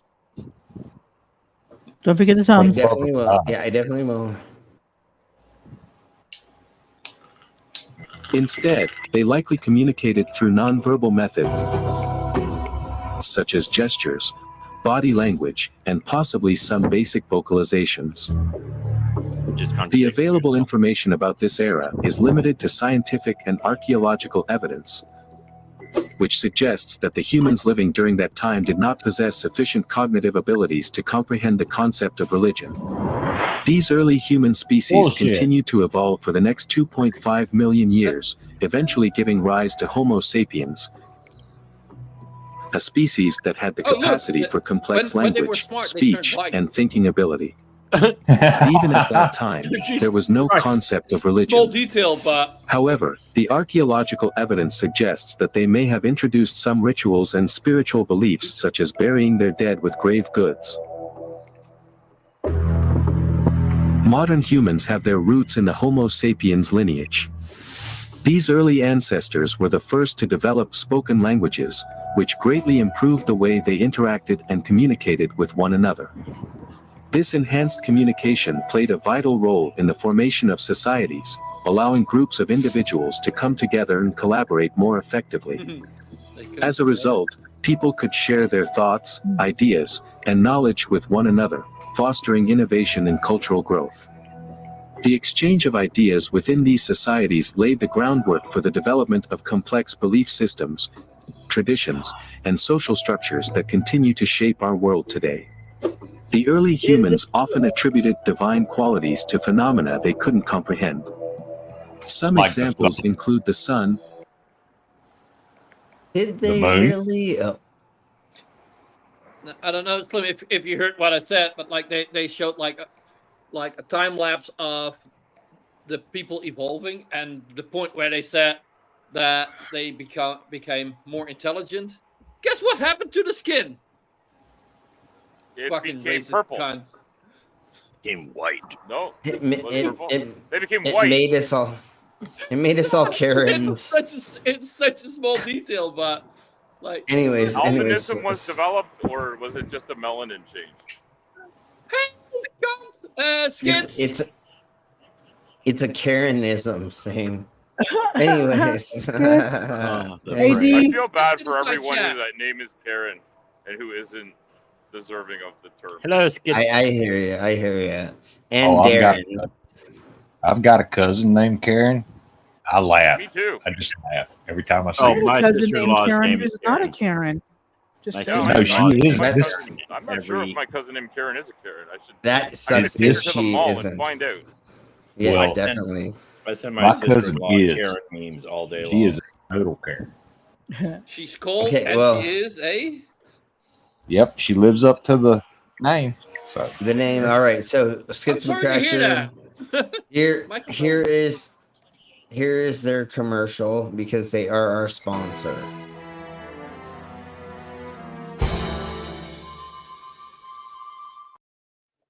Oh, I love Tom and Jerry. I remember me when that too. was just like a thing on Tom and Jerry. But, Yeah. But Skits is he's a pretty awesome person. Yeah. And Yes, sponsor. definitely. And there's Yes. love him to bits. Okay, Gave so me let's gave me just. 2 memberships in a row, I believe. Oh, cool. All right. So let's do this really fast. I'm going to put it on double speed or at least 1.25. Then we'll get into this. And then we will get the fuck out of here. I spent all morning changing my tire because I woke up this morning to a flat tire and boy. I changed it. I know that's not a lot to do, but I did screw my elbow up. And I know I'm a little bitch for complaining about changing a tire. Yes, you are. But I still went just gifted into 5. Skits just Awesome. gifted I'm 5 at it memberships. again. Make sure you say thank you to Skits. That would be Mr. Yeah. B, Valerie Handmade with Heart, Crashes, Maggie Doll, and Dart. Thank you very much, Skits McCrasher. Our channel legend Skits Crasher. Mhm. We need You- like you- you a could've unison salute like they had on Hee Haw for Skits when he does that. Yeah, we have to figure out something for sure. Skits, I would rather you buy me shots, but well, that's fine. I love that you do that. The more members we get, the more emojis that we can put up, and so I have 2 more The emojis. members are swelling. Yes, Much like exactly. other They're things. engorged. Uh-huh. There and exactly, and welcome, Miss Loki. Girthy. Welcome back, Hey, Loki. You're right, Miss sweetie. Loki. Sorry. Yes, Loki, Lokita. Let's go ahead and get on to why God is imaginary. I've got this dragon in my garage. You want to see it? It's okay. super cool. Like, come here. So you open the garage door and you look in there, and it's like, I don't see anything. It's a couple paint cans, a bicycle, and it's just empty. Well, see, this is an invisible dragon. Oh, an invisible dragon. Yeah, it's invisible. He's super cool. Well, I've got some flour, so let's spread flour on the floor, and we'll catch the invisible dragon's footprints. Now, you see, this is a very special dragon. It hovers above the floor about a foot. Okay, well, I have some infrared heat detecting equipment for my camera, so we'll measure this dragon. Now, see, this is a cold-blooded dragon. It doesn't give off any heat. But what about the dragon fire? We can surely measure the fire. No, it's coal fire. So at some point, the question is, what's the difference between an invisible, hovering, cold, Hey, Miss Loki. heatless, incorporeal dragon and no dragon at all? Nothing. Now you may say, oh, but I prayed to the dragon and my migraine went away a couple hours later. Okay, that's interesting. Could we run the experiment with 50 people with migraine headaches, 50 people with regular headaches, 50 people with no headaches? Everybody prays to the dragon. We see if there's a measurable difference. Can you control for the fact that headaches do tend to go away after a few hours and so on? Well, but I feel the love of the dragon. I feel him in my heart. When I go throughout my feel him day, in my I heart. can feel the dragon's presence. You know, I got a parking spot that I didn't think I'd get. I got the tickets to the concert. You know, I prayed to the dragon, and my Aunt Mary's cancer went away. I mean, all these wonderful things happen, and I feel. I love how he's putting it to another thing, right? Normally, these people are saying, I'm praying to Jesus. I'm praying to another deity, right? He's just saying, what if you're praying to a dragon instead, right? Mm-hmm. Making it. Yep. I just want to know if there's a more fickle football fan than Jesus. Yeah, no shit. He's only got your back if you win. That's right. I want to hear You one never football know. player go. I mean, he loves I fucking Tom almost Brady. made it. We know he loves Tom Brady, but I want to see a football player at the end of the game. They lost, and just be like, I was doing good. I caught that football, and I got down about the 4-yard line, and son of a bitch, Jesus tripped me. Yeah. You never hear that, do you? No. no, you never. It's Jesus liked the other guy's prayer better. Yep. Oh man. Are any of us not atheists on this? I am not show? an atheist. I'm not an No, atheist. I actually do follow a religion. Yeah. Okay. I won't get into it, but I do follow a religion. I just am. I'm. How do I put it? I'm self-aware enough to know that I have a belief. Well, I have an idea. Beliefs are dangerous. I have an idea, and it makes me feel better about myself, and I know that's what I'm using it for. I don't actually believe, like some of these idiots, that you need to follow my religion. You need to pray to my gods. That doesn't work. I don't. It's private for you. You're not waving it around and. Yeah, I'm not swinging it out like a does the giant same dick. way. I think that's a very wonderful way to do it, because then it's good for you, and you're not making anyone else do anything, and you're not making anyone else pray to the invisible dragon. So Exactly. the way that we put this on this channel is none of us are anti or for exactly, but we're anti-extremist. So if you're religious, if you're spiritual, have fun with your stuff. Do whatever, think and whatever.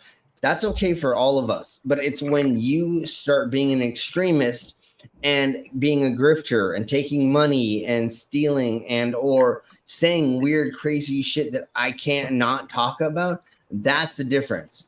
If my Sky Daddy says that I'm not supposed to like you, then I need a different Sky Daddy. Sure. Yeah. But we're here to make fun of the crazies in all of these things, not the normals of these things. You can be Christian, you can be Jewish, you can be Buddhist, you can be Hindu, you can be spiritual, you can be pagan, you can be anything you want.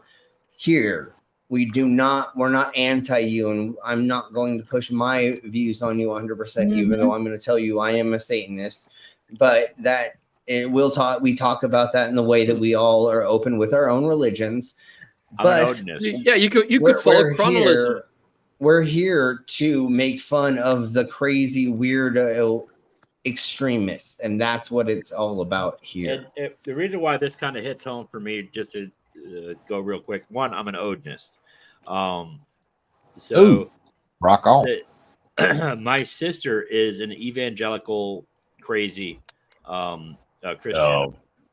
She would pummel me every time I would come up to visit, and I shut her up 3 years ago, and she has not come after me since, because she kept saying, well, I want to pray for you because when the rapture comes, you're going to be stuck on earth. I'm like, yeah, I'm going to be kicking some ass. And she goes, no, but you'll be one of the bad ones. I'm like, look, okay, I've tried to be nice to you about this. Your God was nailed to a cross, mine carries a hammer. Leave me alone. Wait, I thought that was Thor. Yeah, that's what he's saying. That's what he's saying. Good point. And she left me alone after that. She left me alone. I always say, which usually breaks this down, and I don't have to deal with family as much anymore about that, is I need to be there where the sex dungeon is.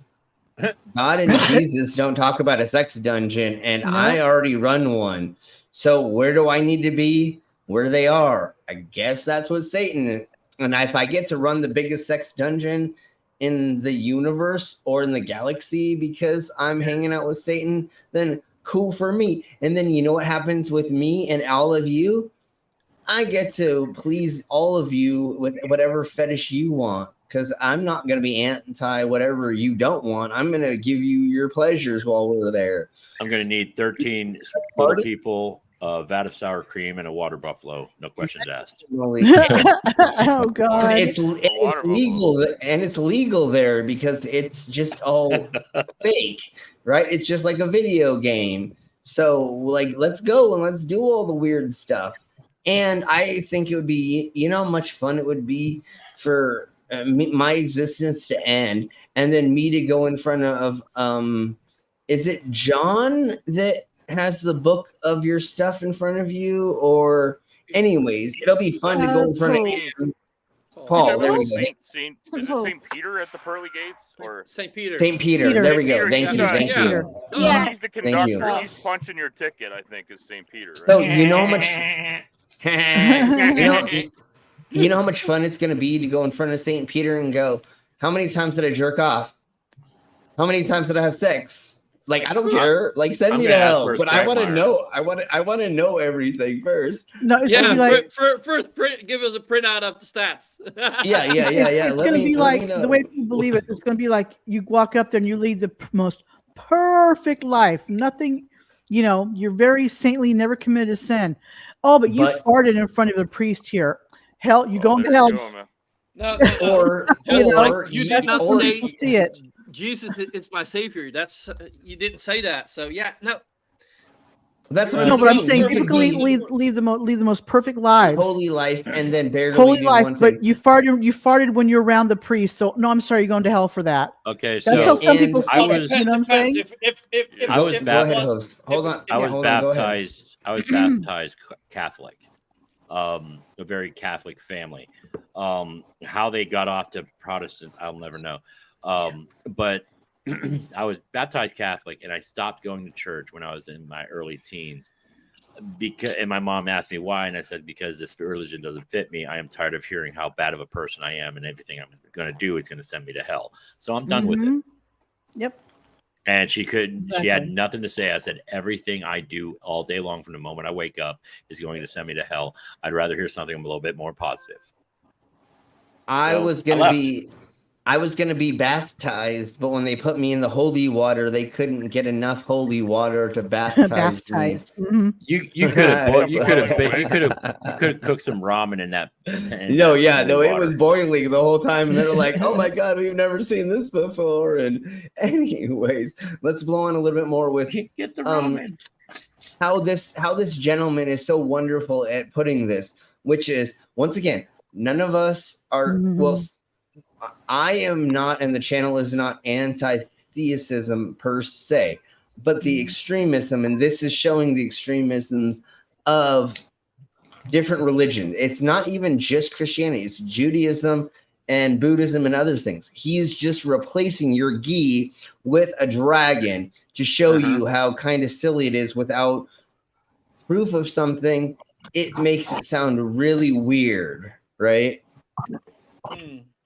Feel the presence of the dragon, and the dragon explains why bad things happen, and why is there a universe? The dragon brought it into existence. These are not arguments. These are special pleadings to affirm a hypothesis you already want to be true. What? Okay, that's faith, and that's not a reliable. So if you believe there's a dragon that causes all of this stuff, just like we would do with a mono deity, right? One deity. That's how this would kind of go. Cannot hang on to that and convince me that it's true. Although You I may can hold on personally with believe one it. hand. Oh, That's what? fine, but to convince me, you have to do something more than that. There has to be some measurable, empirical test. I mean, I can experiment two-hand you it run. too. If you can't falsify it in some way, I disprove can, it, but test only it, with fingers. get at Only it two through fingers some on each kind of hand. test. Okay, I'm just gonna keep going because I could have made a thing out of that, and I'm gonna be nice tonight, and we'll go. You don't got to be Then nice what are to we me. I talking got about? thick skin. Nothing. Oh, I know, brother. I know, It's just sort brother. of the end of the But conversation. It's just, well, this is my opinion, and that's your opinion. Have And in a way, this is like playing baseball without the bases or the ball. It's just, well, what are we doing here? Just looking at each other. So it's just an assertion. I just assert there's a God because it makes me feel good. Okay, fine. Listening to Bach makes me feel good. I mean, I insert a God prove it? inside of me when I What want makes to us feel feel good. It's an too. assertion.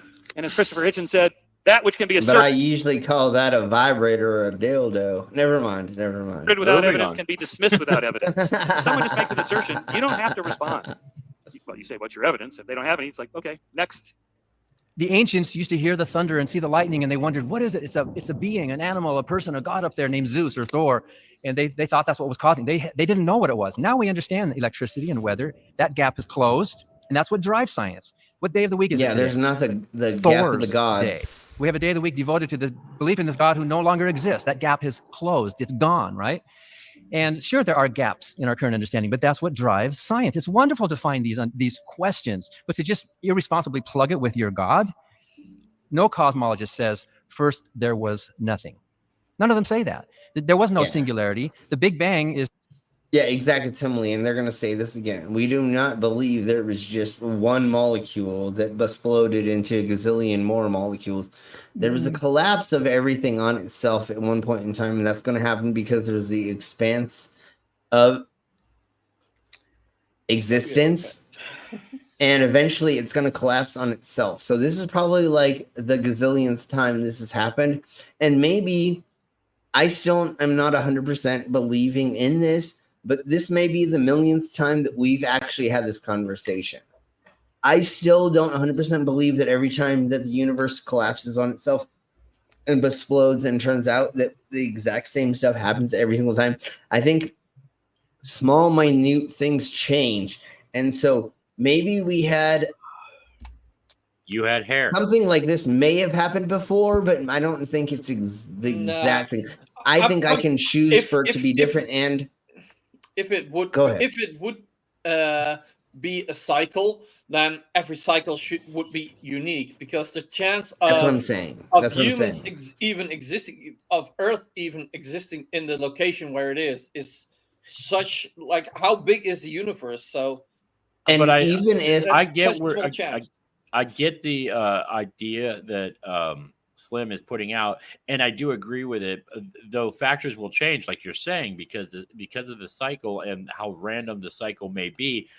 I believe the thoughts, the thought processes are still there, because the intelligence exists to make the questions want to be asked. Sure. I just don't think this is exactly how it happens every single time. It's a little bit off. That's why I like the multiverse thing, where I may be a non-modified creature doing this right now in another multiverse, or the next version, or before or after this version of this. Because if a mosquito farts in this existence and not another one, that changes everything. So any little minute thing is going to change it. The butterfly effect. That's randomness of sorry, Skits, numbers. not joining today. Right? I mean, there's so much numbers that are put into everything. So if this has happened a gazillion times, it's got to be a little bit different every single time. Yeah, eventually it will happen again. Hey, Doggo! Sure. A million times we may what talk the dog about this doing? one more time. Hey, dog, how are you doing? We're glad to hear from you. We get a little scared every time we don't hear from you for a little minute. Yeah, but we're glad to hear from you again. We're always wondering. And look at that. What the dog doing? Just off that. Just before. Thank God we did get to a shot, because I have been wanting one this whole time. Thank dog. So let's do this shot while we're playing more of this. So cheers, bro. Salud, Solanche, and let's listen to this person. Is the origin of our current universe that we live in. You say that space and time had a beginning, but that's not what cosmologists are saying anymore. That's passé. That's ancient history in cosmology. Even Lee Smolin has come up with a number of his multiverse ideas, that even universes themselves go through an evolutionary sort of natural selection. It's a hypothesis. It's a gap, I admit. But scientists say, let's keep the gap open rather than just, because of our religious faith, plug it with our ideas. Yeah, you always want to keep that gap open, and you only want to plug it anytime you want to be satisfied. Sorry, that's not what we're talking about. Let's keep going. The problem with saying, well, there has to be a cause to the universe that does not need a cause. Why can't there be, and that therefore is God? That's an ancient argument. But why does there have to be some sort of entity that causes the universe? Why can't it be a non-entity? Maybe there's some other universe that causes universes. And of course, the theist would say, yeah, but those universes had to be created by some non-universe type creator. And that gets us into an infinite regress, and that can go nowhere. Because ultimately, I think our brains are too restricted, too limited in our capacity to solve those kinds of problems. So to me, a scientist, it doesn't offer anything to say God did it. Why not just say Zeus did it? It's a non-answer. That is, I mean, normally I just say, did your mom do it? And she's on the panel, and she can, but no, again, where do we know which God and where and how and blah, blah, blah exactly did do all of this fun stuff? But that's why we have the fables, the allegories, and all of the bibbles to have fun with to look at, but really, like, I'm pretty sure we've almost figured it out through. Here's what I've noticed when it comes to religion and science. And no, I am not a oh my god, xenophobe. Okay, so devout Muslims back in the day, like up until like the 14th century, I want to say, if not the 13th, their comprehension and scientific advancement was phenomenal until they got to a point when they're like, nope, we're done. This stuff starts challenging our God. We're done. Yeah. And then they stopped. Christianity is following the same suit because there are too many things that science is proving, going, well, we can prove this, and they're going, nope, we're stopping here because that starts saying that it's not God anymore. We're just going to stop here, and that's my theory on how so many civilizations just ended up crumbling because they would get so far, and then once the science started challenging their religion too much, they stopped believing in the science and went with the religion, and that is where their civilizations would crumble. And we definitely had a handful of examples of that when people were being hung by their necks, put on crosses, and or tortured to recant for what they said like that in different alive. Sure, there's so many different examples of that for sure. Even though the idiocracy of that is the people, most of the people that figured out that the Earth was a globe were religious people. And if you actually try to link those together, you can make it work, you weirdos. I'm not for that, but literally you can say the 7 days and the blah, blah, blah, yakety schmackety was the first couple of days were dinosaurs. After that was this, and then the sun fell, which will the light fell down to which was the asteroid, and blah blah blah. You literally can hook all those together and make it like be cohesive. But instead, they were like, "No, let's not make it cohesive. Let's not." And then they figured out they had to do it, and then they did turn it into being that. And that's why there's such a hard divide anymore with religion. Religious zealots and the the normals, evangelicals versus the people that believe in science, and that's why there's such a large rise in atheism, because there's too many people with our intelligence going, okay, Sky Daddy didn't do this. Yeah, and then what's even weirder is Christian scientists. They're fucking weirdos too. They almost got it, but they still have weird ideals. When I look into it, I'm like, oh my, you're almost there. Anyways,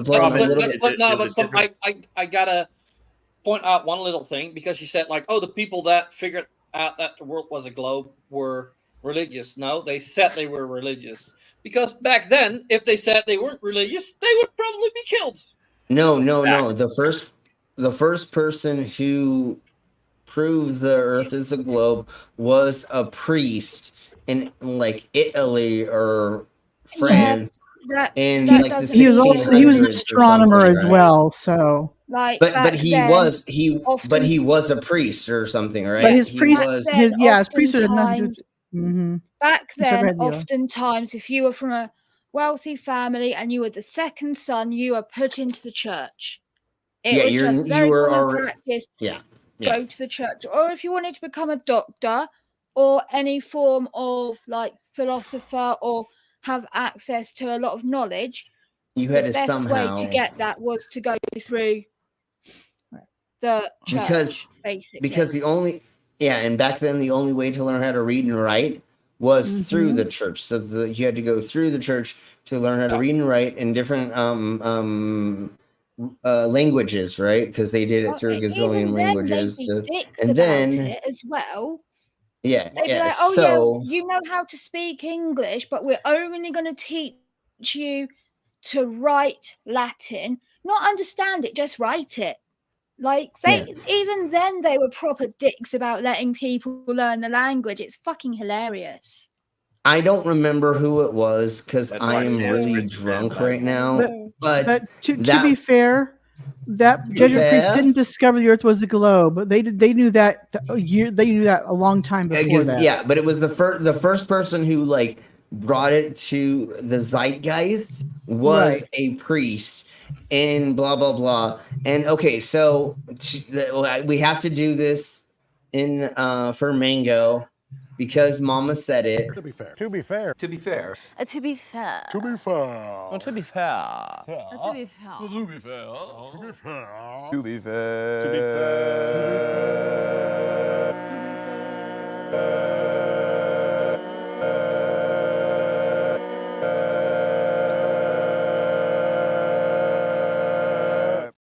You know I'm part of that stream too, right? Yeah. So Wait. Yep. Harry, what? Did you just call me Harry Perry? what? No, Harry He said said something. Copernicus was a canon. A canon? Okay. But the thing is he was an astronomer, Letter but he symbols. But he worked that and his for the priesthood- church. Yeah, but that doesn't mean he was doing things because the church wanted him to. No, totally. But he did Because a lot work of for the authors church. put that point across. Yeah. But he did work for Like the that. church, and so did a handful of other Mhm. people that believed in the Earth, the globe as this stuff. And even if they didn't realize that we weren't the center, doesn't mean that they were wrong. But again, it was part of the priesthood, and there were people in theology that were telling us this in the beginning. It wasn't a thing that the governments were trying to tell us so that the deep state could make sure that we didn't know, because they were trying to hide religion so that they could send fake rockets into space to go to the moon while the Nazis had a base on the backside of it after, Yeah. none of that makes any, you know what I'm saying? Like, y'all are just like, so there Really are nerdy. theologists. Yeah, totally. There are already theologists that were already saying universe has balls and we're part of it, and somehow we're connected to that. Let's put it that way. We're the testicle fleas. We're a testicle exactly. We didn't figure out the whole order of that for a hot second, but that doesn't mean that religious people in the religious field or connected to the church didn't help us figure out that we were a ball doing things inside of other balls around us through some kind of empty space or blackness that was there some way, shape, or form. And there's lights everywhere, and the order of those lights. And we did that through every culture from like almost the beginning of existence. In Australia, Egypt, South America, even everywhere in the world, we had already had people that were figuring out all the different lights and how they moved around. Did they figure out the order? No, but we still understood that for a hot minute. Okay, so we're pretty much. I don't think we need to go that much further with this. The Animaniacs covered it with, it's a great big universe, and we are really puny. We're just itty bitty specks like the size of Mickey Rooney. So Exactly. There you go. We all, I believe, understand the concepts that we've gone through. So Oh. I was trying to think of something to play at the end. But, now, Brainless, you didn't play it last time. Why don't you play that AI song? rap? That'd be nice. Yeah. Brainless, did you put it up? Yeah. Did you do it? Yeah. Okay, here we blow. So, does anybody want to say anything before we get out of here? My one nipple is a different color than the other two, and I don't know if that's a problem. Then go see a doctor. Just you have take to the show. nipple clamp off and apply some heat and rub gently. Oh wait, never mind. It was a pepperoni. Sorry. God damn it. Okay. I was gonna say you need to send us a 4K video of that on the Discord for us to examine it to see what is really going on. I was eating Lunchables Listen, earlier. I can't My go bad. near your nipples now. I'm allergic to pepperoni.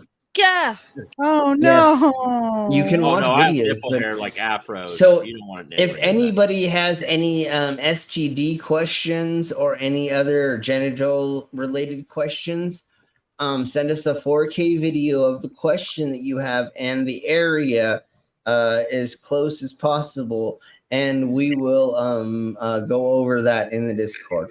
Anyways, I'm pretty good with my innie and an outie. I have 2 belly buttons. One's an innie, one's an outie. there may be more questions that we're going to talk about later for Well, that, the because outie that's peas. not a normal, but we'll talk about that later. The outie peas, Anyways, it's all good. and to the best of our knowledge,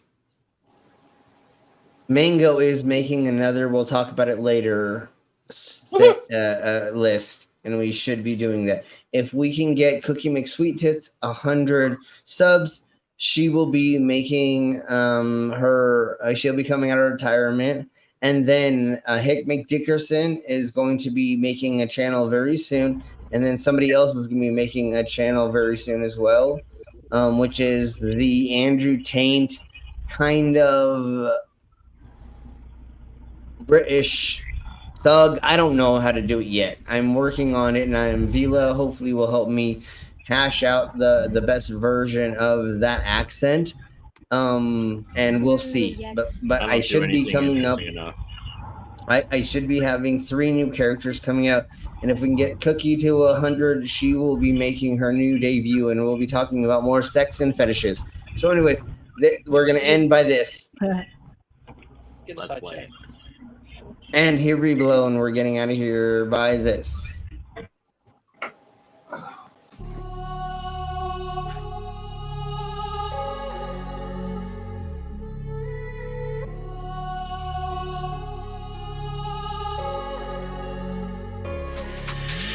Yo, shit is going down because it is time for the Cyborg show. Yo, Slim is the man, or maybe the bar. He's always naked, that is so hot. He find the shit and we laugh about it. Flat earth or souls, they are dumber and brainless, whose body is stainless. The little sister is like no other, with knowledge from the past, and Pokemon's knowledge is vast. There is the commander, coming in with another awesome render. Then there is Skits, we love him to bits. He always held stout, he makes us so proud. Al brings your cat, and how awesome is that? Know what the hit? There is that dude Beck. Then there is Ollie from Canada, playing his games for the camera.